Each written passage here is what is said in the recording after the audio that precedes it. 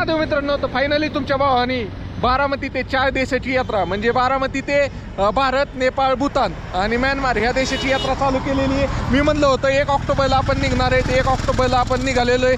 आणि आपण कुठल्या गाडीवर चाललोय? 4 देशात पॅशन प्रो या गाडीवर चाललोय. तुम्हाला देखील तुमच्या भावाचा ह्या ट्रिपमध्ये साथीदार व्हायचा असेल तर फॉलो नक्की करा आणि कमेंट बॉक्समध्ये तुम्ही हा व्हिडिओ कुठनं पाहताय ते नक्की लिहा. कारण तुमचा भाऊ 4 देश 100 cc गाडीवर चाललेला आहे.